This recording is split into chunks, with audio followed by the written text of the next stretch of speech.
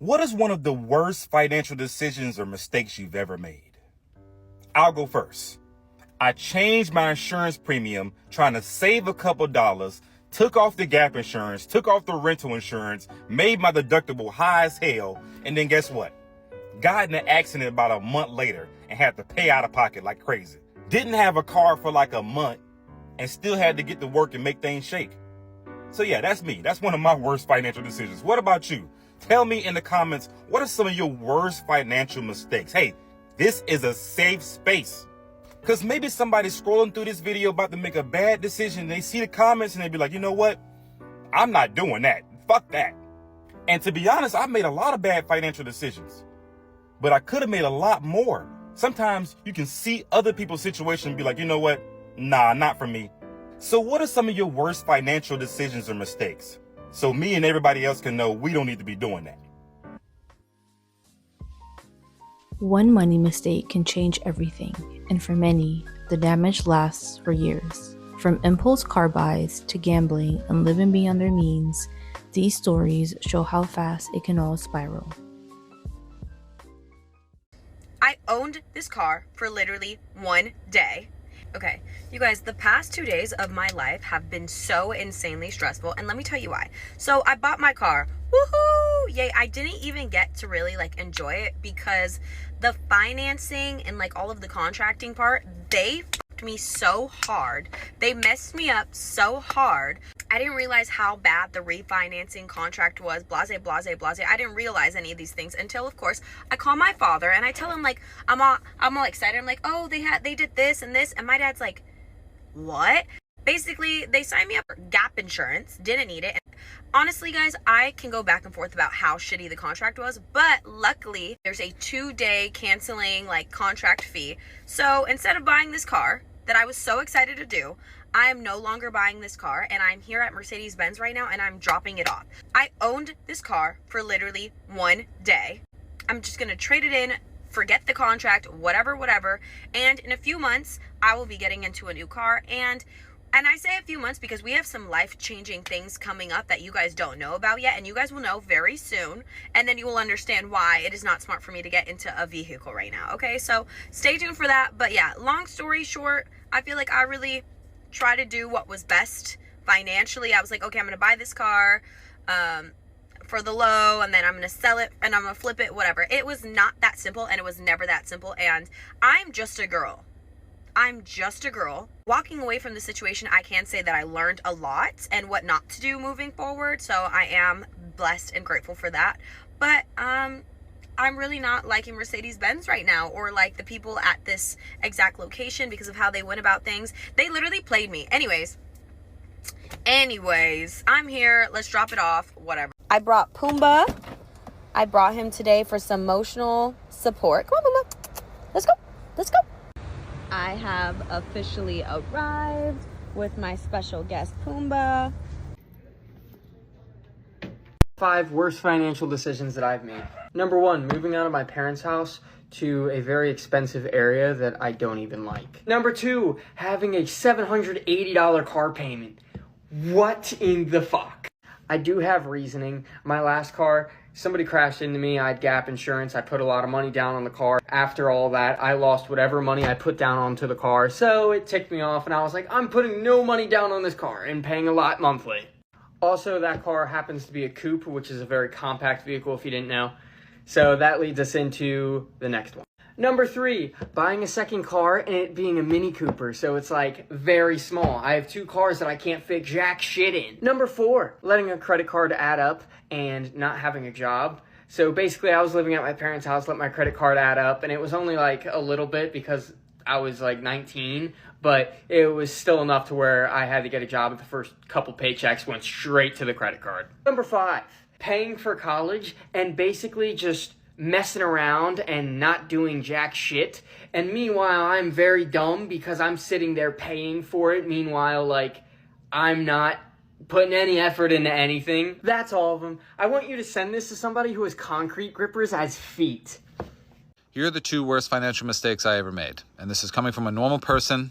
I'm not super financially successful, but I'm also not a disconnected rich person who's going to tell you, well, after I sold my 6th property, then I didn't quite get the return on the 7th property. No, it's nothing like that. For people that are closer to my situation, you're starting to have some money that you're looking to save up or invest or whatever. These are 2 of the worst mistakes I ever made. Number 1, sports gambling. Don't do it. The only way I can tell you it's okay to sports gamble is if you have a healthy relationship with gambling, and that is that like you can put the occasional small amount of money on a game to, just kind of have a good time with your friends or something like that. Gambling is an addiction just like any drug, just like anything else. But instead of hurting your body or your brain, it's going to kill your bank account. It is a sickness. It will get into your brain and it will destroy your financial life way faster than you realize. Like my story with gambling was when I first started gambling on sports, I went up $7,000 within the first 4 months, right? The needle was in me. Okay. I was like, oh, I could probably never work again. I could just do this full time, blah, blah, blah. Going insane. Okay. Probably within a month or 2 of gaining that $7,000, I had lost all of it and then also down an additional $1,000. And then ever since that point, all I did was lose. I would win a little bit and then I would lose twice that amount until eventually I lost $12,000. So it's like alcohol. If you can maintain a very healthy, moderate relationship with it, then that's fine. But as soon as you understand that it's becoming a problem, as soon as you understand that it's becoming an addiction, you cannot do it. I'm telling you right now, it's designed to infect your brain. You will not win. This business wouldn't exist if you were going to win. People don't win. The companies win. The second thing is another form of gambling, the stock market. And I'm not telling people not to invest in the stock market. You should absolutely, if you're able to, put money into the stock market. But don't fool yourself into thinking that you're going to become a day trader. That is a mistake that I made, like a lot of people in 2020. I thought, oh, I'm going to become a day trader. I know a lot about stocks. Blah, blah, blah. No, I know nothing. There are people that dedicate their entire lives to studying financials, studying stocks, that are still wrong all the time. If you're one of those people that is your job is to study financial reports and understand companies, then that is when like actual day trading makes sense. The mistake that I made is that all of my money the entire time should have been going into long-term index funds. What I did was I took a bunch of money, I put it into certain stocks. Some of them did all right, so I was like, oh, I know what I'm doing, blah, blah, blah. And then I put a bunch of money into other stocks and a bunch of them tanked, okay? The only stocks that have performed well consistently over time are long-term index funds. So if you're just going to dump your money in and forget about it, which is what you should do unless you are trying to day trade, which again, you shouldn't unless you're trying to make that your long-term career, which you shouldn't, okay? Dump money into ETFs, forget about it, let it rise over time.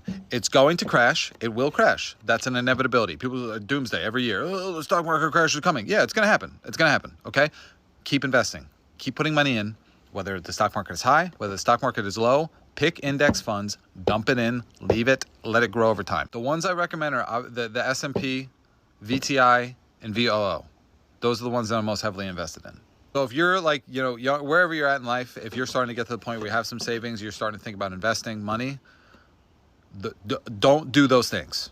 There are 2 things that I screwed up that I now have the benefit of hindsight to tell you, do not do it. Story time about one of the worst financial decisions I've ever made. Disclaimer, this is not bashing anyone, okay? No one. I have no hard feelings, no hate, no drama. From 2020 to 2022, I was an online fitness coach and I had a full-blown business. I had employees, I had an assistant coach. At one point, we probably had like 70 clients and I loved it.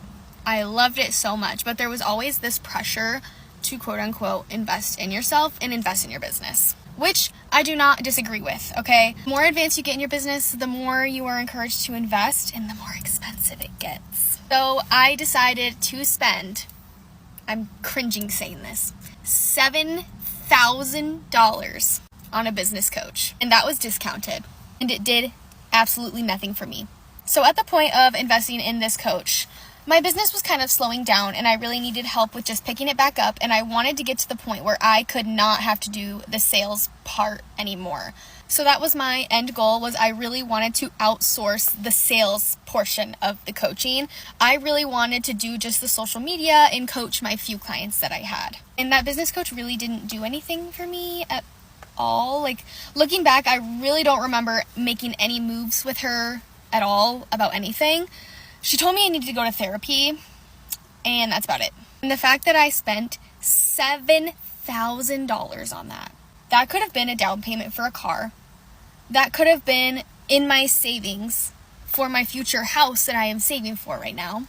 The amount of regret that I have in spending that much money for a business that I'm not even doing anymore actively, I regret it so much. It was by far my worst financial decision I've ever made. Bad financial decisions that people make that don't make sense. Knowing that your car needs to be repaired, but you think it's not worth it. So instead of paying $500 to fix it, you go and take out a loan for $30,000 to get a new car. My question to you is, where did you take your math class?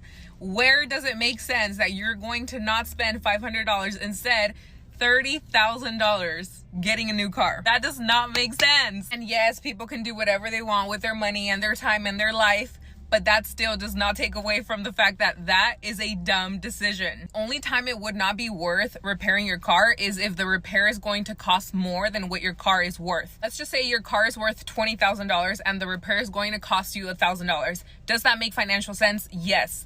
Is it annoying to spend that $1,000 on repairing your car? Yes. But that is still worth repairing. You get me? Like, you're not going to go into debt for a $30,000 car because you didn't want to spend $1,000 repairing the one you have.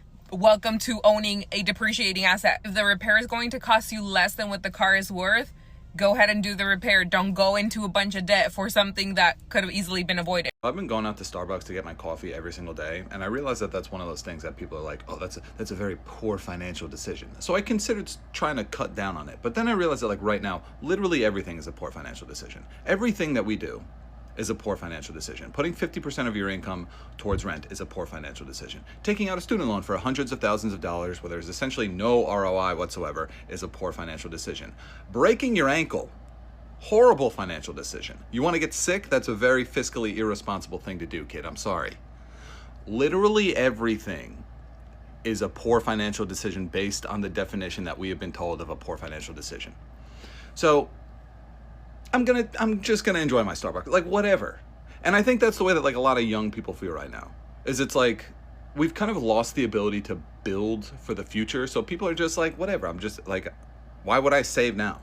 I'm just gonna enjoy my life because this is all gonna come crashing down at some point. So I might as well have my little Starbucks and go to Fire Festival or do whatever I want to do. I really ruined myself financially in my 20s. Here's why. In my 20s, I had, oh God, do I have some poke bowl sauce on my beard? Anyways, in my 20s, I really had no concept of personal finance. I thought that my main goal was to increase my salary and I would be okay. Needless to say, I was a bit of a dumbass. There was a point, I think in my 20s, my savings, like my total savings. Luckily, I was good with contributing to my 401k because my mom kept getting on my case about it. I was like, oh, fine, fuck it, I'll put money into my 401k. But that was actually really good because that was one good financial habit that I did do. But my savings rate, what I'm trying to get to is my savings account, and I'm just kind of blabbering at this point. It never exceeded around, I would say, $12,000 because I would usually spend it, and I had no concept, I had no long-term vision of where do I want to be. So, long story short is I had savings, my career was going up, I made more money, but my spending also went up. So this is mistake number 2, is lifestyle creep. Mistake number 1 is not actually saving enough money or just keeping my savings at a set amount. So by the time I became 27, I wanted to start my own business because I was tired of corporate America. I want to be free, all this shit. I actually ended up at 44K in debt. And then from 2019, now I'm in my 30s, right? I spent around 2 years just paying off that debt. So that's mistake number 3, if I'm counting correctly. It's getting into heavy debt. And to this day, like, my net worth is, I'm not going to reveal it on this channel or on this account, But I'm definitely a few $100,000 below what it could have been had I been a lot more smart in my 20s. Like, I'm not going to cry over not investing and buying Bitcoin when it was a few $100s each or $1,000 each, like in 2016 or 2015. But I will say that I made a lot of dumb financial mistakes in my 20s. Luckily, the good thing that I did do was I did max out my 401k, which has had pretty good returns at this moment. You never know. But at least I did that right. But to really recap, I got into heavy debt. I didn't save past a certain fixed amount. I also had lifestyle creep. These are three things that I would say if you're younger, or even right now, if you're in your 30s or 40s, don't fall into that trap, because you could be actually giving up hundreds of thousands of dollars down the road. So learn from my mistakes. Sometimes, honestly, I just feel this pressure in life because I'm not where I want to be financially. That's more of a mindset thing. But I would also say in my 20s, I did kind of mess up a little bit, and learn from my mistakes and, don't repeat them. And you will be in a much better financial position in your 30s versus where I am right now. The worst financial decision I've ever made. I talk a lot about my finances on this channel, but I too make mistakes. My first job out of college was at a large startup here in the Bay Area. This is the job I had before I joined Brev.dev. As part of my pay, I had cash compensation, which you've probably heard the numbers, they've become memes like 157, 171, etc. And then I also had stock options. This is very common for startups. They'll give you options to be able to buy the stock at a certain price, with the idea that when the stock becomes worth a lot more, you'll make a lot of money. But of course, there's a catch. If you ever leave the company, like I did in January to join Brev.dev, then you have 90 days to exercise your options, meaning you have to pony up your own cash to buy the shares at the price that they've given you the right to buy it at, or they disappear. I decided to purchase all the shares that I had vested at that point, which was around $20,000 worth. Not even 6 months later, that company got acquired. But not every acquisition is actually a good thing, like in the Brev.dev case. This acquisition was basically an admittance of defeat.